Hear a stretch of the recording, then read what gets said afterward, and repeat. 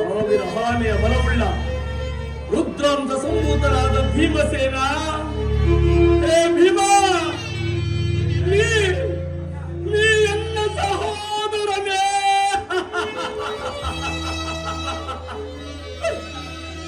ನೀ ಎಲ್ಲ ಸಹೋದರನೇ. ಇನ್ನು ಮೇಧಾವಿಗಳಾದ ನಕುಲ ಸಹದೇವರರು ಎಲ್ಲ ಅನುಜರಂತೆ.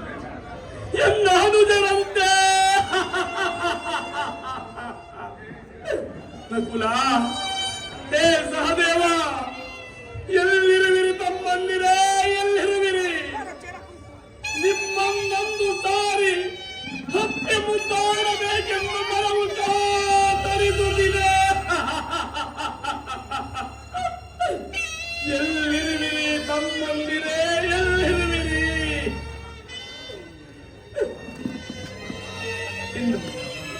ಇನ್ನು ಪರಶಿವರೊಡನೆ ಹೋರಾಡಿ ಪಾಶುಪತಾಸ್ತ್ರವನ್ನು ಪಡೆದೇ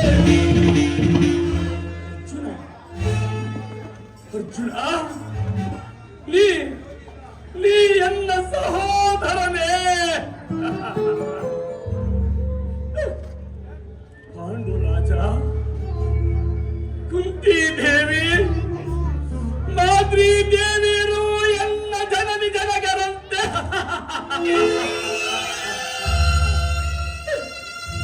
ಎಲ್ಲ ಜನನಿ ಜನಗರಂತೆ. ಹೇ ಅರ್ಜುನ, ನಾಳೆ ನಡೆಯುವ ಮಹಾರಣರಂಗ ಯುದ್ಧದಲ್ಲಿ ನಿನ್ನನ್ನು ಕೊಲ್ಲುವುದಾಗಿ ಪ್ರತಿಜ್ಞೆ ಮಾಡಿರುವುದಲ್ಲ. ನಿನ್ನನ್ನು ಕೊಲ್ಲುವುದಾಗಿ ಪ್ರತಿಜ್ಞೆ ಮಾಡಿರುವುದಲ್ಲೋ ಸಹೋದರ.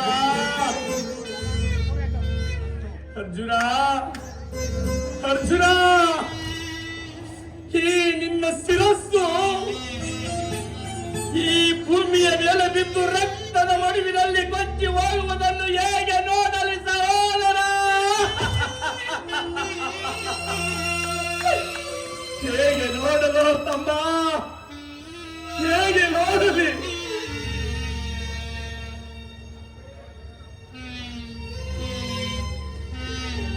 ಇದುವರೆಗೂ ಬಂಧು ಬಾಂಧವರು ಯಾರಿಗೆ ತಿಳಿಯದೆ ವ್ಯಥಪಡುತ್ತಿದ್ದ ನನಗೆ ಇದೀಗ ಇಂಥವರೇ ನಿನ್ನ ಬಂಧು ಬಾಂಧವರು ಎಂದು ತಿಳಿದ ತಕ್ಷಣ ಎಂತಹ ಉಭಯ ಸಂಕಟವು ಪ್ರಾಪ್ತಿಯಾಗುತ್ತಿರುವುದು.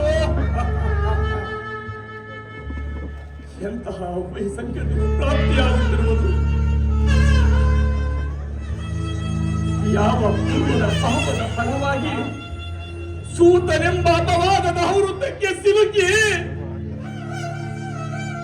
ಚಿಕ್ಕದಾದ ದೇಹಕ್ಕೆ ಅಪಾರವಾದ ಬೆಂಕಿಯನ್ನು ತುಂಬಿಕೊಳ್ಳಲು ಸಾಧ್ಯವೇ? ಇಲ್ಲ, ಎಂದಿಗೂ ಸಾಧ್ಯವಿಲ್ಲ. ಹೇ ಪಾಪಿಕರ್ಣ,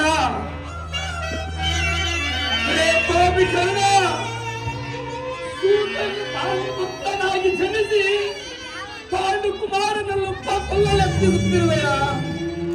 ಇದು ನಿನ್ನ ಧರ್ಮವೇ? ಕೊಲ್ಲಲೇ ಪಾಂಡು ಕುಮಾರನು